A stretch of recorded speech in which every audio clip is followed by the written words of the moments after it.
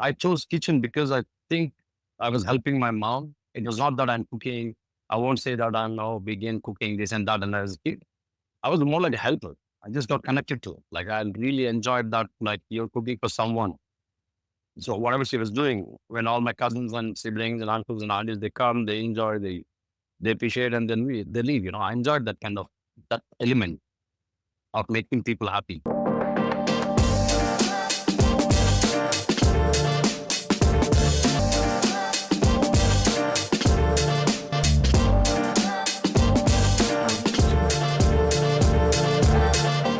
Welcome to episode 2 of The Hospitality People Season 1. I'm Kevin, here to bring you exclusive insight from the top leaders of the hospitality industry. Today, we are joined by Chef Saradhi, the group executive chef for the esteemed Maine group globally. With over a decade of experience, Chef Saradhi has mastered the art and finesse of crafting unforgettable dining experiences. In today's episode, we take a look at his incredible journey, see the secret behind his success, and have a peek into his upcoming ventures.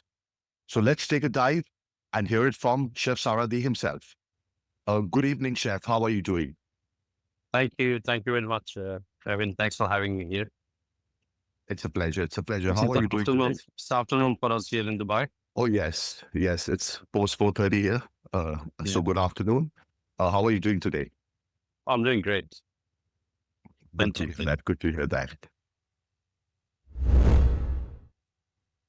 So, Chef, your story began somewhere in India. Which part of India? I born in South India, a All state right. called Andhra Pradesh, All in right. a small village, very close to coastal. We have the longest coastal in Andhra Pradesh.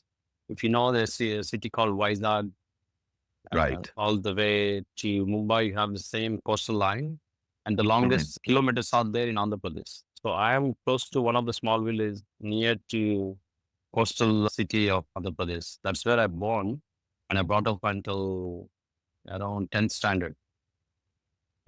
All Yeah. right. And thereafter is when you made your journey to the Middle East? Not right after, not immediately. In Andhra, if you're aware of Andhra Pradesh, we are the producers of software engineers, right? Right. We have a Well, factory of software engineers in Andhra Pradesh, in Telangana, Right. that's in Telugu states.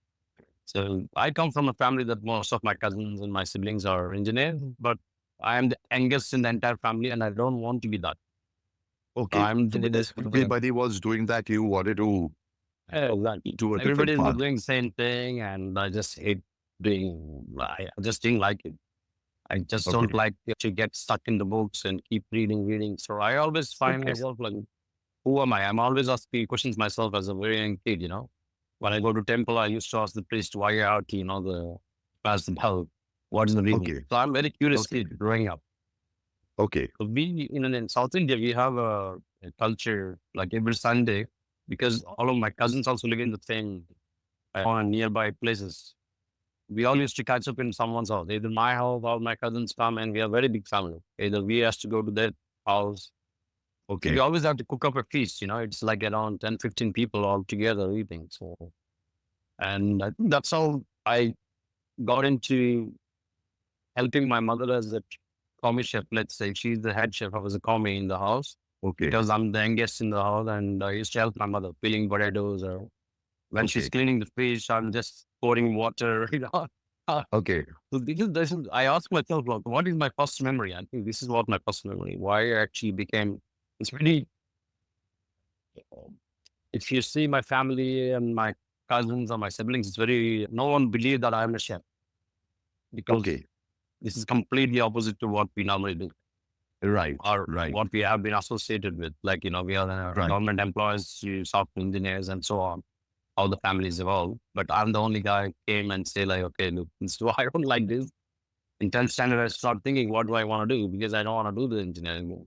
I want to do hotel management. Then I look at what there are 4 parts in hotel management, right? Like the main departments: kitchen, food and beverage service, or front office, or housekeeping. So, Right. I chose kitchen because I think I was helping my mom. It was not that I'm cooking. I won't say that I'm now begin cooking this and that. And as a kid, I was more like a helper. I just got connected to it. Like I really enjoyed that. Like you're cooking for someone. So whatever she was doing, when all my cousins and siblings and uncles and aunties, they come, they enjoy, they appreciate, and then they leave. I enjoyed that kind of that element of making people happy and Happy feeding through them. food. The time that happened unconsciously, I fall into that thing, if I'm right. Yes. Yeah, then I decided to study hotel management. I did the hotel management in Hyderabad, and I'm a culinary graduate. When my graduation is done, and Jumeirah Beach Hotel, they came to my college and to hire chefs. I'm the one of the recruits. That's how I came to Okay. Dubai. Okay. Okay. And what year was this that you moved to Dubai? 2008. 2008. So Dubai Yeah. was pretty much still a desert at that time. Yeah, most of that marina you see, there was one tower in marina, like where I'm actually sitting right now, it's a completely desert. And like Okay. no one exists here.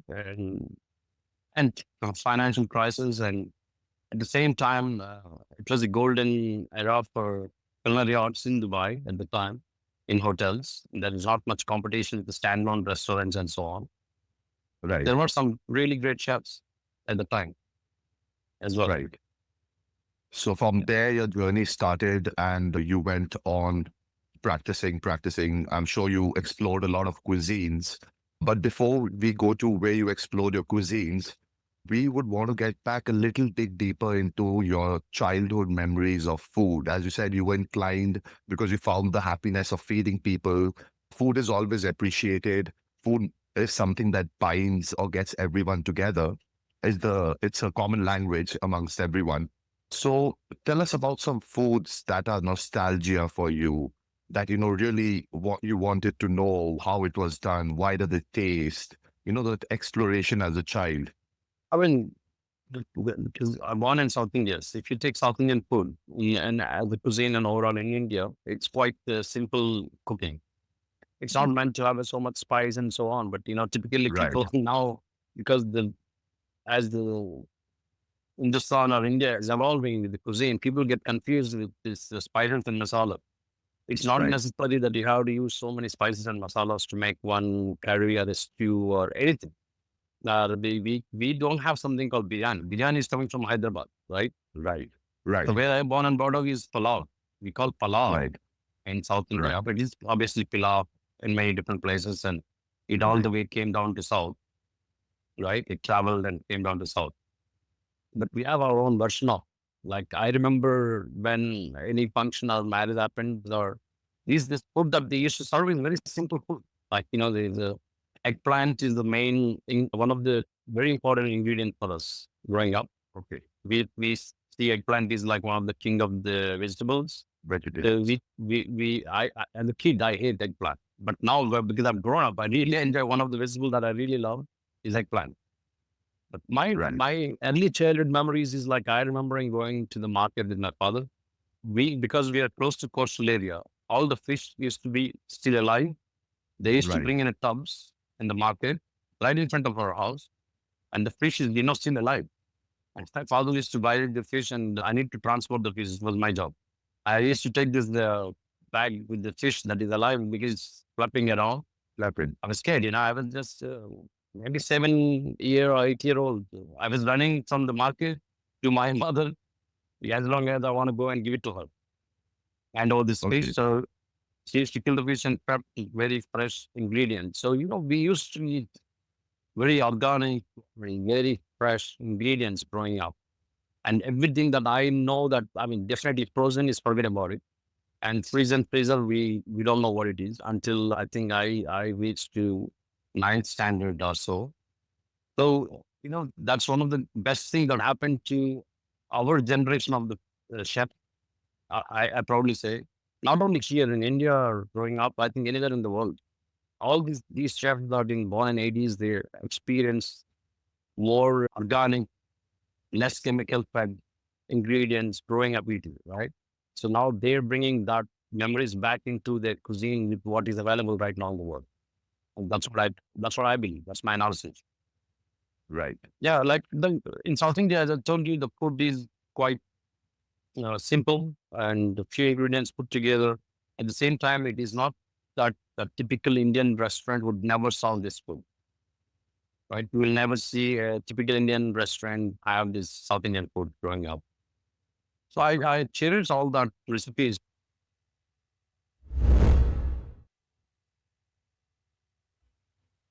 My mother is a great chef, a great cook, and she used to document all these recipes.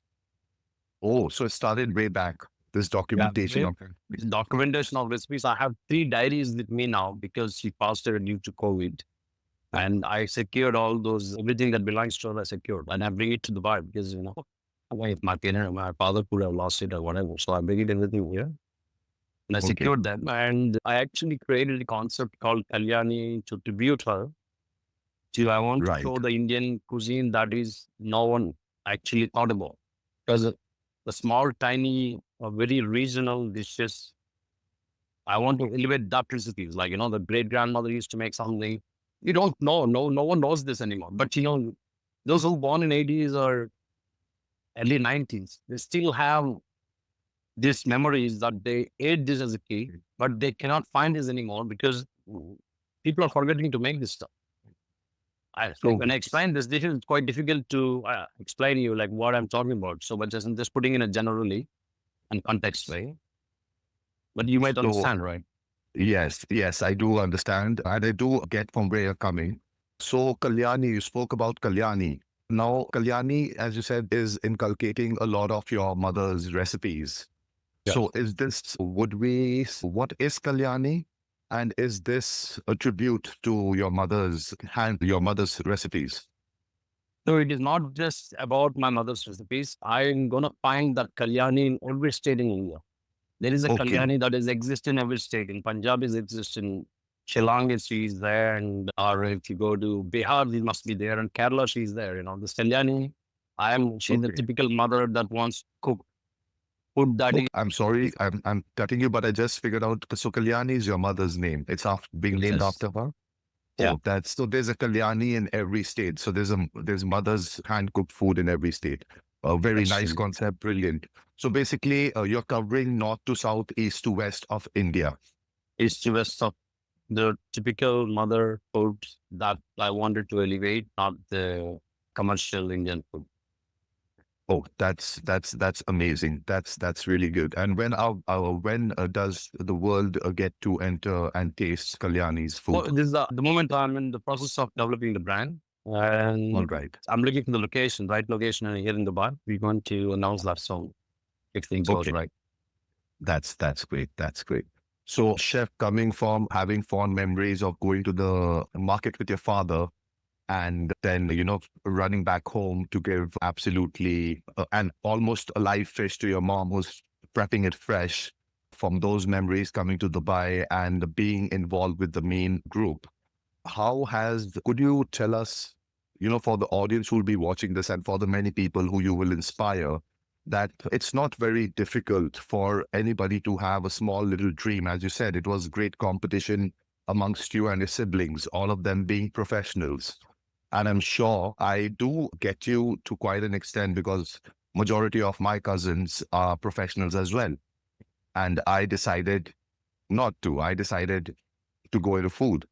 Through all this, we would like to hear your story as the struggles you went through, the real struggles, which people do not see most of the times, which people are not aware of, because now you have reached such a huge platform where only you have not even spoken about a few things, the real hardships, because to get to where you are at, there is a long road. There are many decisions, many jobs, lots of learning. So could we know a little bit about that, your journey, how and when it started, what restaurants you switched, what did you pick up where? And yes, if you can go ahead.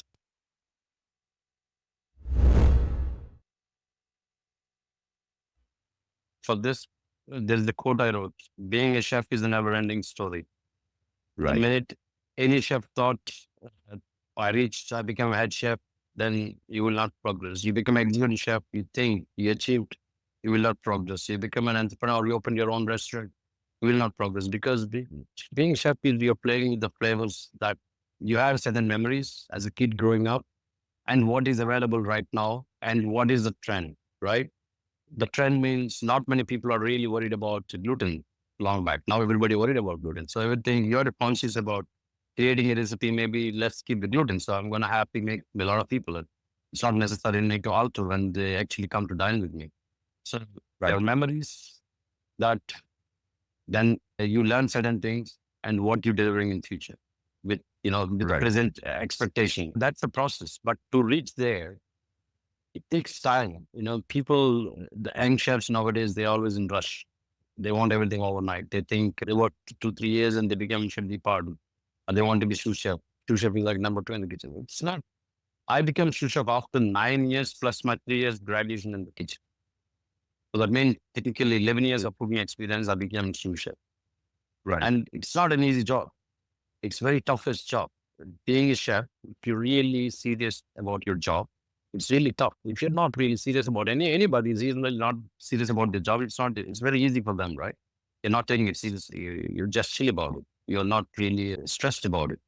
But if you're serious about your job, you always get stressed because you don't want to compromise quality or whatever. So my quality in my early ages is that nothing. I'm not a head chef, so I don't have a control of the decision making how to make certain things. But what I have in my hand as a young chef was that I can choose who do I want to work with, you know, Right. and that's one of the primary thing that I did. So when I came to Dubai with Saradhi Dakara, we came under a management training program, same like we have in O'Brien, right? So it's a 2 year training program that you supposed to work in every single base restaurant kitchen, like a butchery, cold kitchen, main kitchen, pastry, bakery. Right. Every of these, like 2 months of each base kitchen, then you go to fine dining for one each because there were 23 outlets in that hotel at the time. By the Okay. time you finish the 2 years, then they will do a test and so on, and they'll put you where you belong as per your knowledge. But in between, 2008 crisis came and I got stuck in bakery. I was moving Okay. to butchery, cold kitchen, main kitchen. Then I went to bakery, and what is that? The crisis came, and a lot of people lost their jobs. But I survived. Many of my friends survived because our salaries are small, so they kept us, and they fired the guys who get paid high bucks. Right? So the classic story. So that's how I got stuck in bakery. But my dream is always to cook food. Like I want to cook food. But bakery is something is so amazing. As a baker, like you can see your product.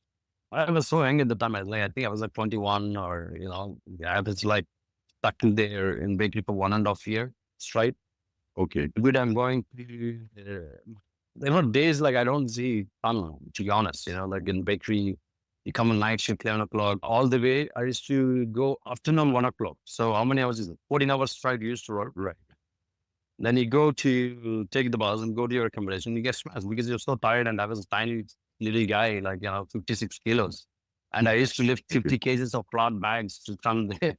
I don't know how I did it, but I did it. The reason I did it is determination. I don't want to let anyone down or my team because you're only two people in the night shift. We need to produce like 3,000 croissants and a heck load Right. of 40 different breads used to make at the time or 23 different outlets. It was a crazy operation, but I really enjoy it. Like, it's like a science. Everything is wow.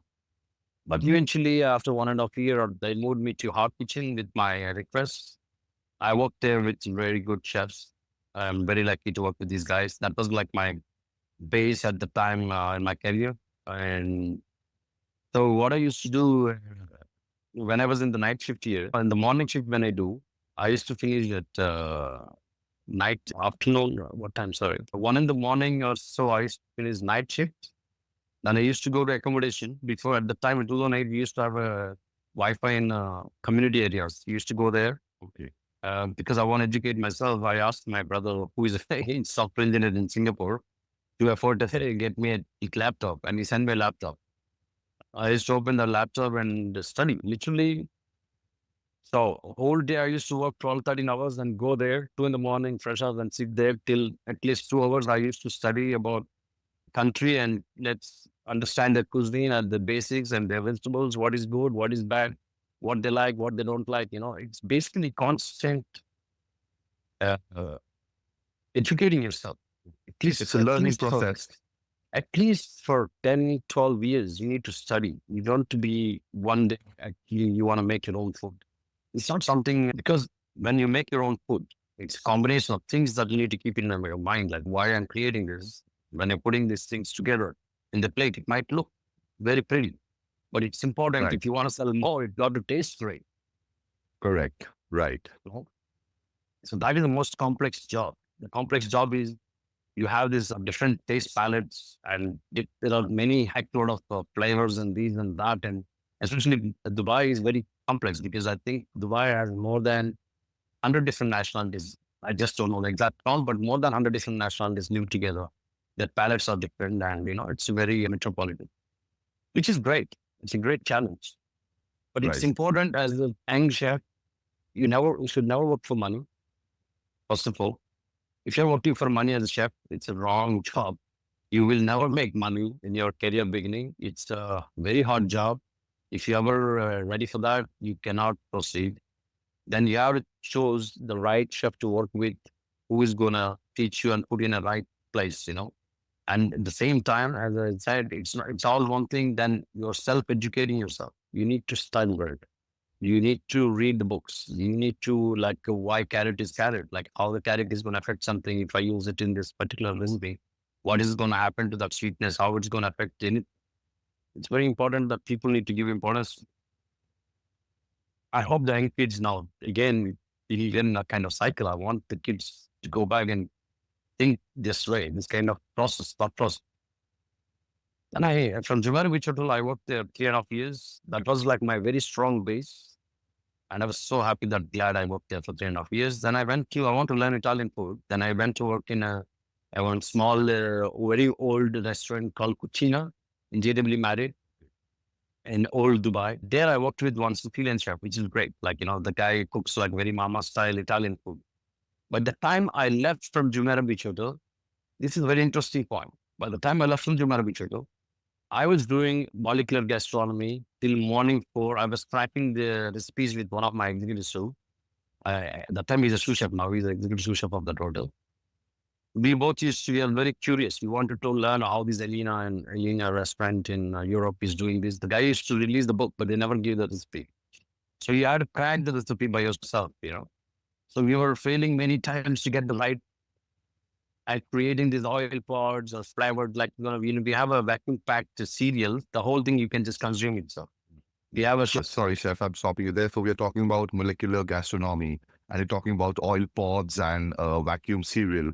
So for the audience, if you could just briefly explain or break down molecular gastronomy, how it is a little bit about. molecular gastronomy, I think, is born in Spain, and it's developed in Europe. It's basically like a lot of chemicals that we actually consume in our candies, or like xanthanagum, simple thing. I think many people know xanthanagum now, right? Right.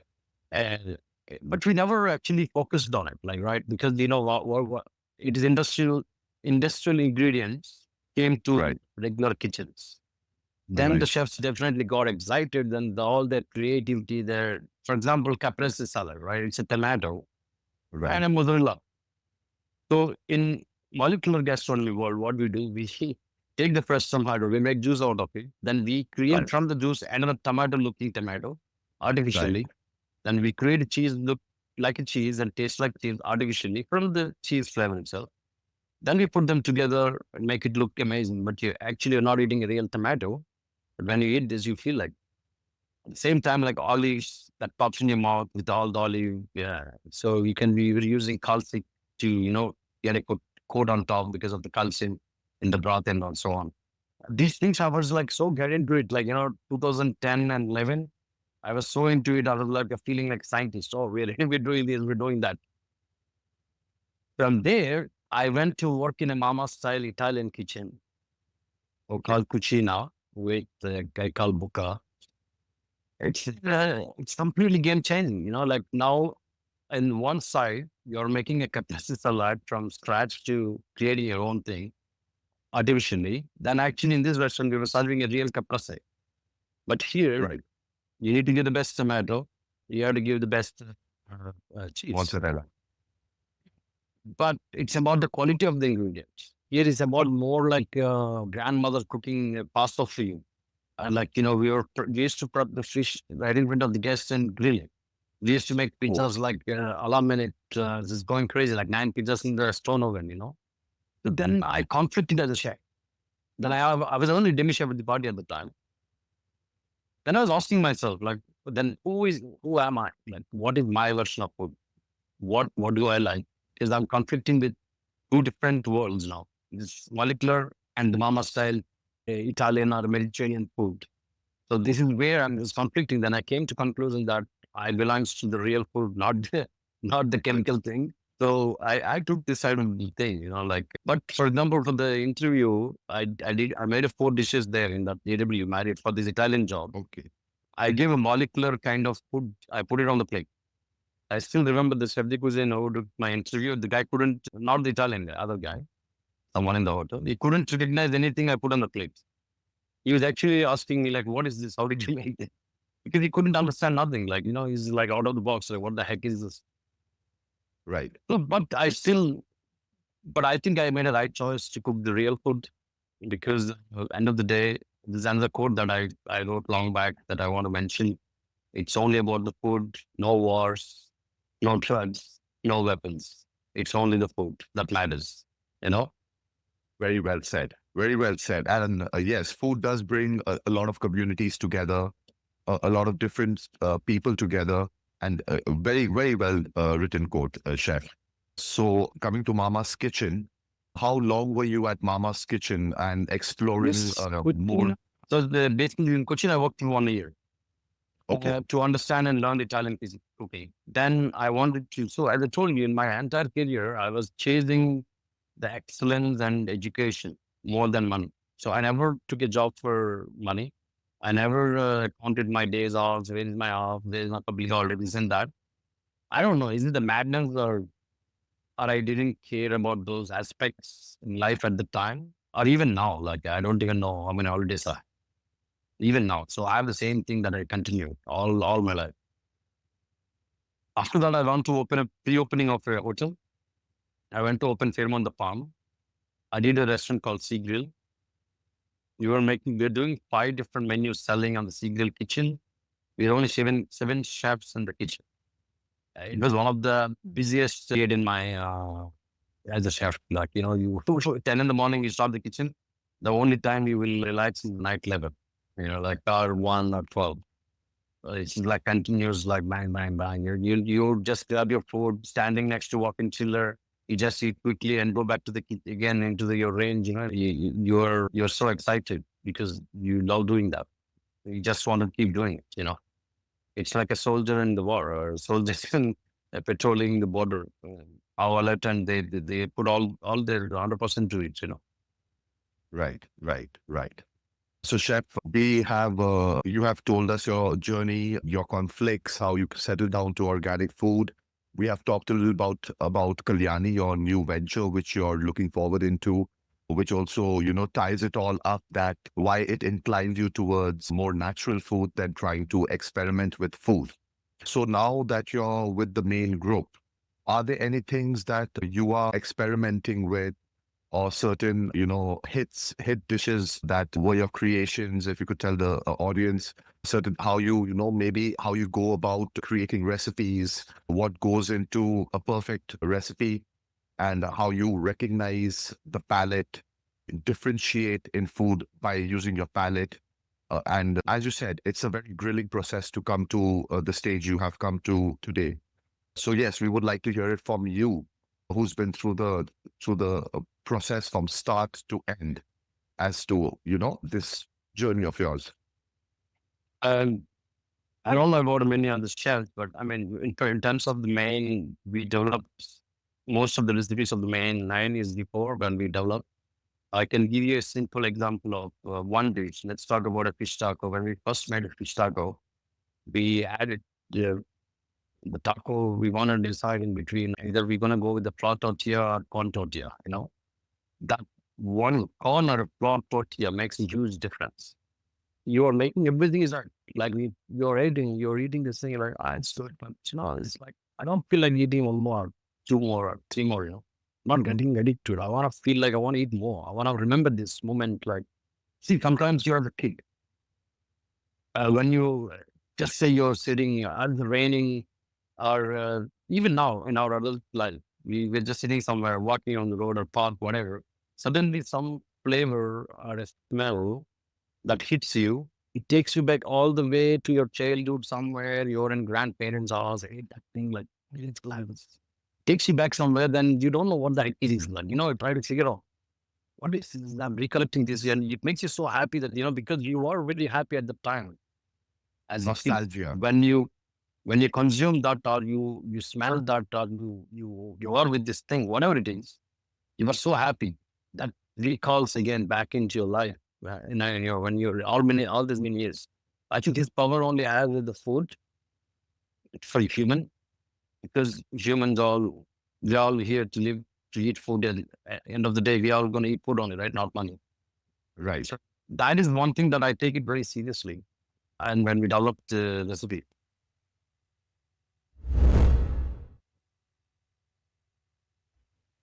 for me, look, Dubai is the world palette. I call it world palette, world citizen. These are the words I use all the time because, like, the people that live in Dubai, the most at least they travel 5, 6 countries.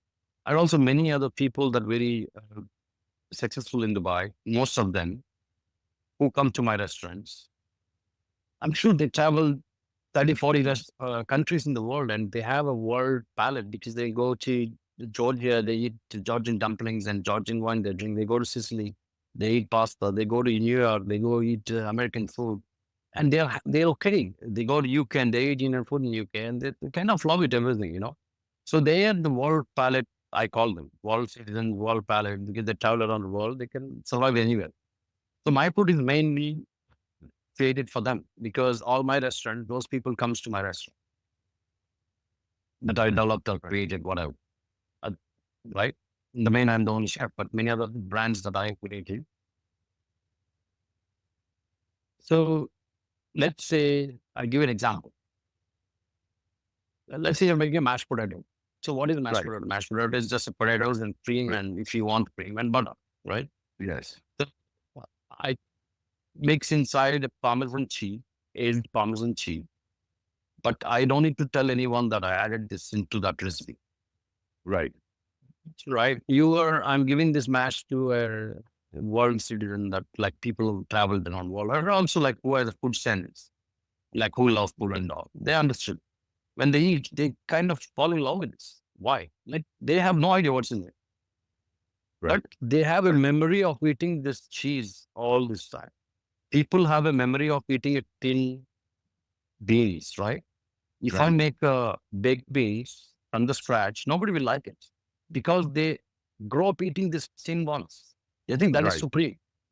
They Right. eat certain brands of ketchup. They think this is supreme. I can make a very good ketchup in my kitchen, but no one will like it. Right. No one appreciates Right. it. So when I understood this, then I start developing, okay, now how we can add our own thing. And we have in Andhra, we have a festival called Ugadi. It's a New Year thing. In this Ugadi festival, my mother used to make a chutney in the morning, consists of 5 different tastes. It's a bitter, spice, sour, sweet, like umami and all this together we make. So each of that flavor represents something in your life. This basically like our life. Not everything is sweet. Not everything is always unhappy. It's always ups and downs in life. So Right. that pickle, that thing that I ate eating that because it has a very bitter leaves into our chutney.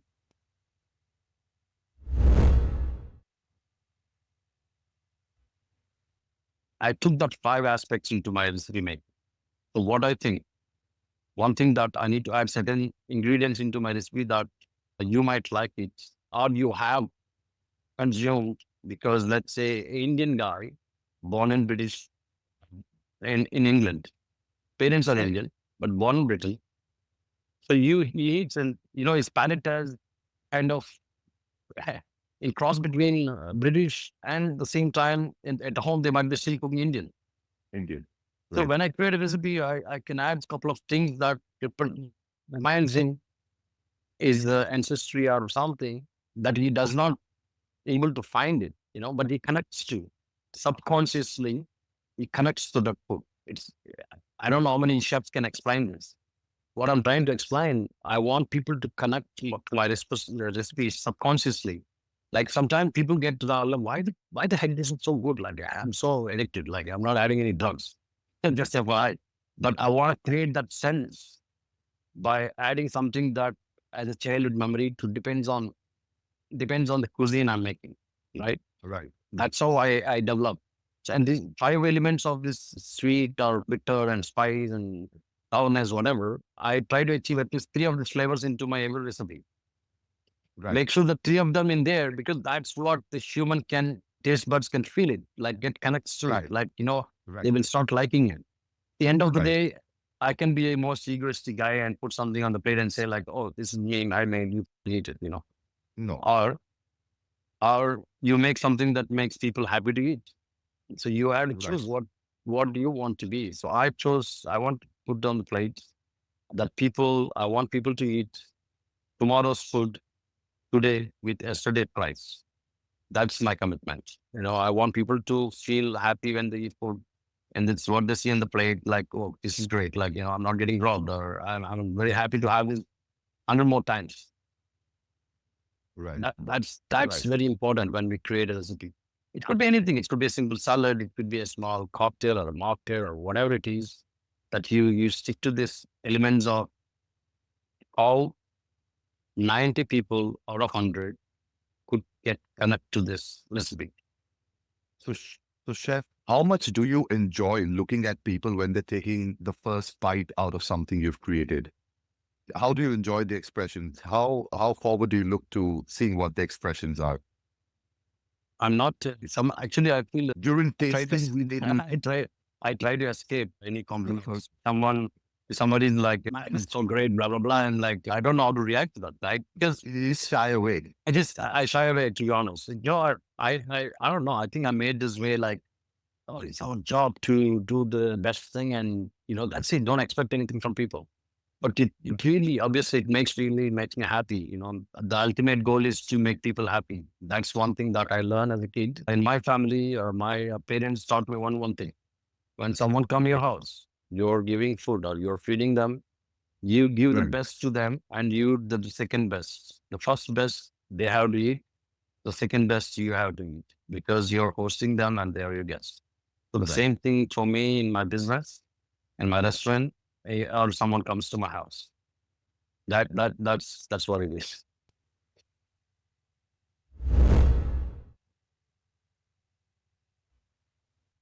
So something you said, chef, like don't run after the money, run after excellence. So Exactly. just feeding people, in another way, we can say that just feeding people, seeing them happy, seeing them enjoy your food is a bigger price and money is the byproduct. Yeah. Can we put it like that? Because once you're making people happy, they come back, they want to eat at your place, Exactly. Like your food. the motto is always should be to make people happy and how we can genuinely make connection with people.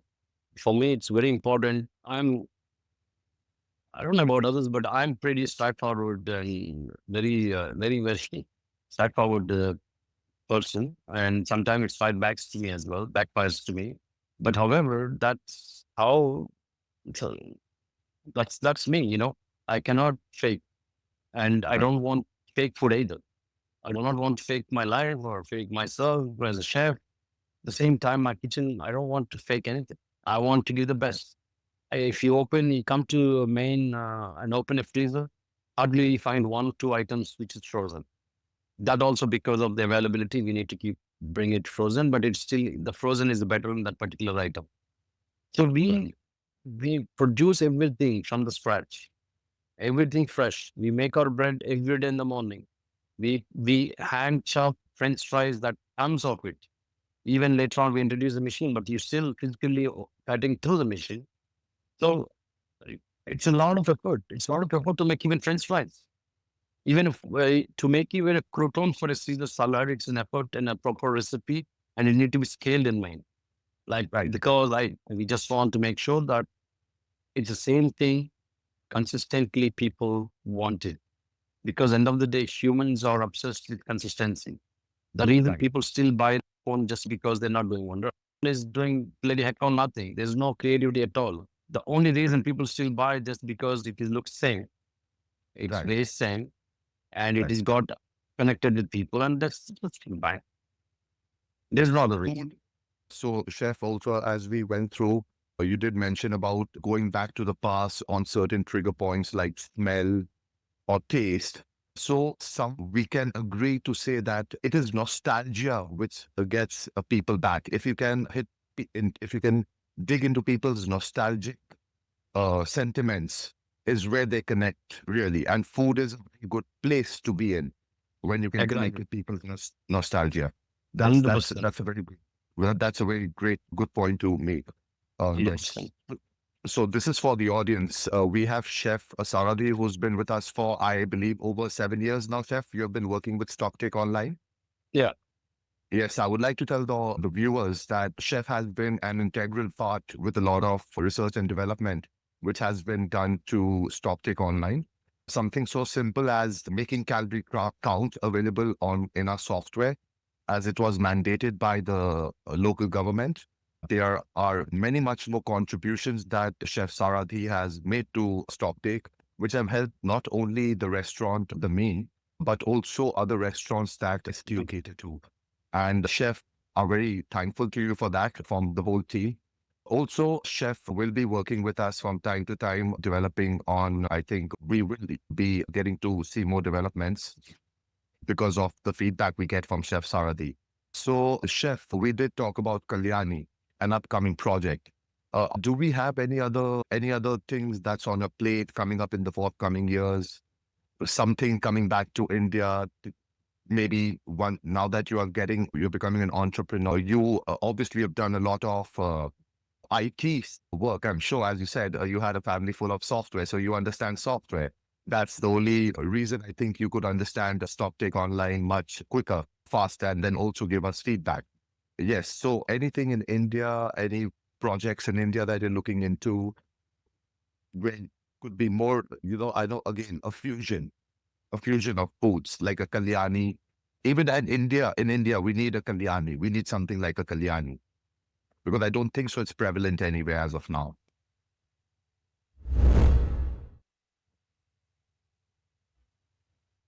So for Indian market, I would love to come to Hyderabad and Delhi, Mumbai, and bring piece of what in my mind and to plates, there.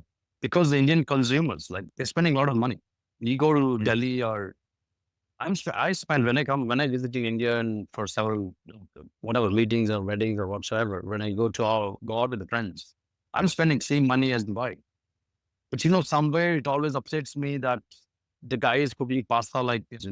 He's like, well, one time I saw the guy in the live station is cooking full fire. And I thought he's making noodles or something and fried rice. And he's like, I saw he's making pasta. I got really upset, like, what the heck, man? But what you're charging is same money as the buyer. So what I really want to bring to India is the quality. I want to bring the authenticity of any other cuisine that is getting produced like what we always have a habit in India that we does Indianization of anything, right? Right. Which Right. which is great. We need to adopt. We need to enjoy certain things in our own way. But at the same time, like you give them quality. Now, if it is a Parmesan cheese, like get clearly Parmesan Reggiano or get his real Fontilla or any other thing. Get the real stuff. What I see there is a little bit of. I'm not saying 100%, but there is still. But when I'm going to come to India, what I'm really going to bring is the quality, and they're going to appreciate, because the new India is the growing India right now. They want quality, and then they Right. want everything, and they want to be part of the world palette. They want to be world citizens because they're traveling a lot, Right. and they Right. really deserve because they are paying for it. It's not like they're not paying. They are paying for it. And it's as a chef, that's why I told you I don't fake it in my kitchen, which is that I'm either I give you the best or not. So I rather remove that from, not serving you instead of just making it something that doesn't make sense. Right. So Right. that is Right. for India. India definitely under my new ventures that I'm doing, Stellar Society Group, under Stellar Society. So this is first time I'm announcing this actually on your platform. This has not been announced Very at all. great. We're Please to do go this ahead. PR. Because the PRC is campaign is supposed to happen in January 2025. But STO is a All good right. friend, so I'm Yes. mentioning here. So, And viewers, you hear it from STO's podcast. Chef, please go ahead and do the announcement. Stellar Society is the brainchild of a couple of people with me as a co-founders. Under Stellar Society are finding under me like a different I developed kinds of several projects or concepts, I would say, like Kalyani, Chica, and Orella, they say in Spanish. These brands are going to come up to live soon in next 1.5 year in Dubai.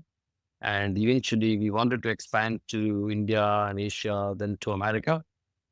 The most important thing that I'm really interested to bring definitely to India, because these concepts would definitely work in India with 10% or 5% of Indianization, not more than that, right? Not more than that, because I Yes. still want to keep the originality of the brand, Right. and that is one thing. Um, yeah, India has a huge potential, and if anybody is not thinking or looking at India as an entrepreneur, they're gonna miss the big, wealthy bus that the big chunk of money they're gonna miss. Right. Anybody. So are we want to win that bus. We are already planning it. Yeah. Oh, so that's great. Thank you for announcing it on our podcast.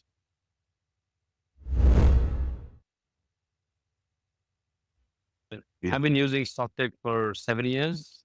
At the moment, I think 7 locations we are using StockTake, plus my consulting around 3. So I'm working with StockTake around 10 to 11 places Okay.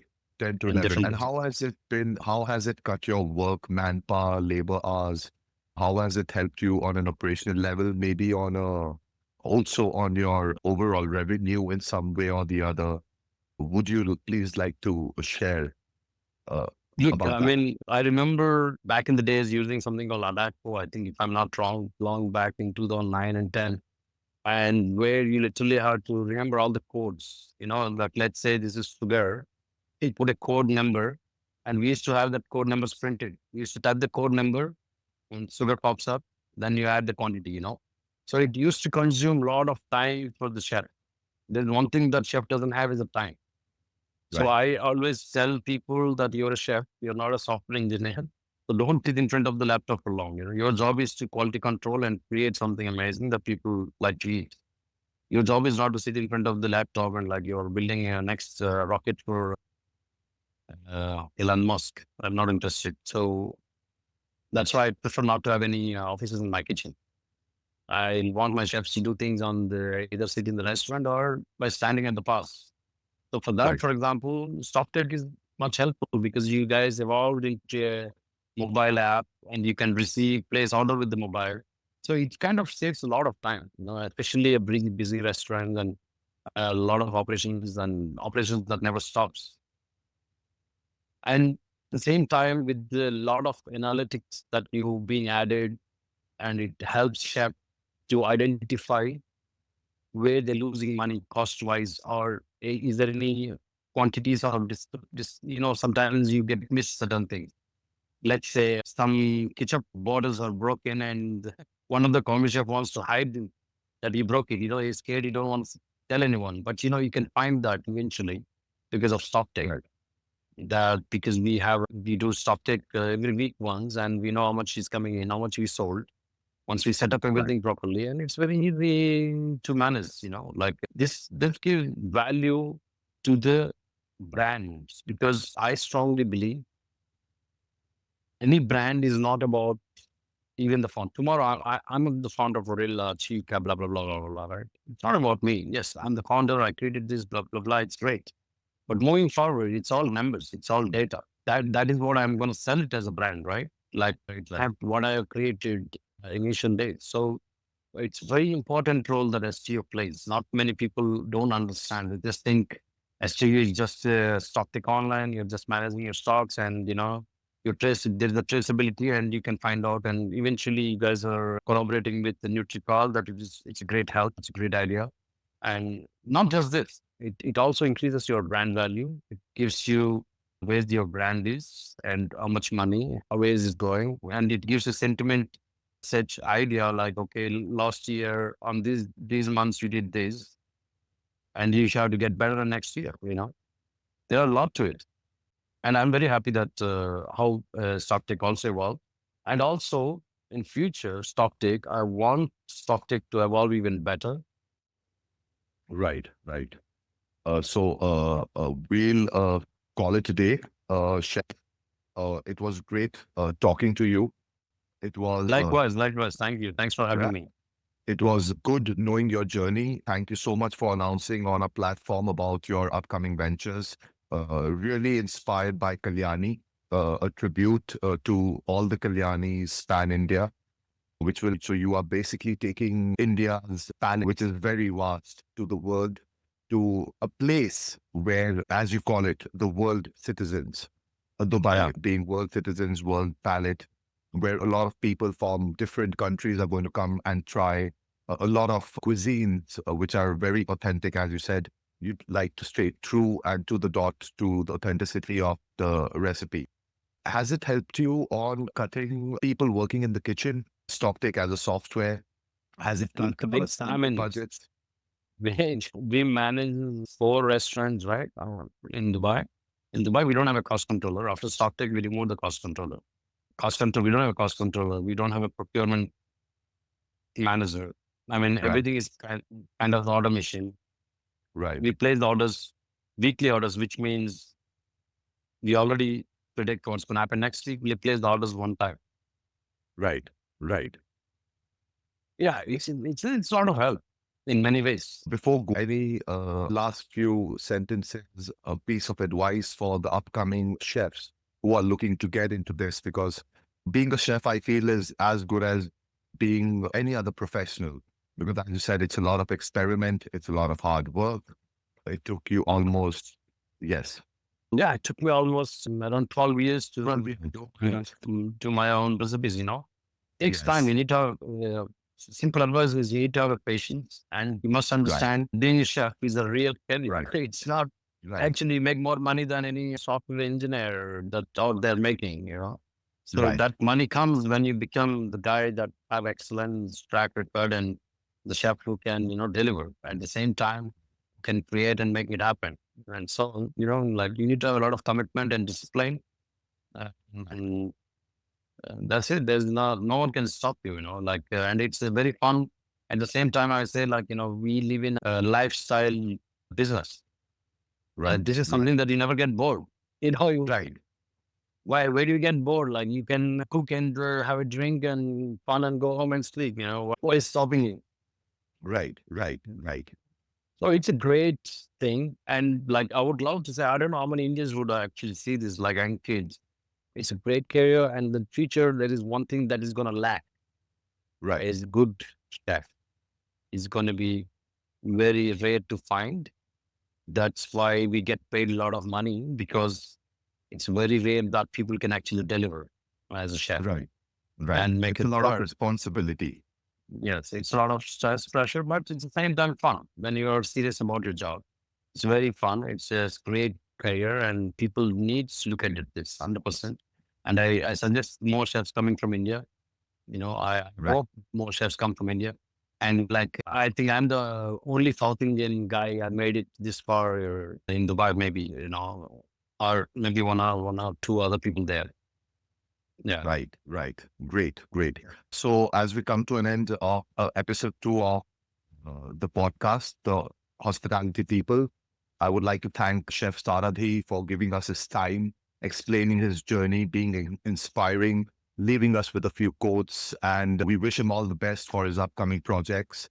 And hopefully we shall maybe have a podcast when in Chef's new kitchen, when Kalyani comes up.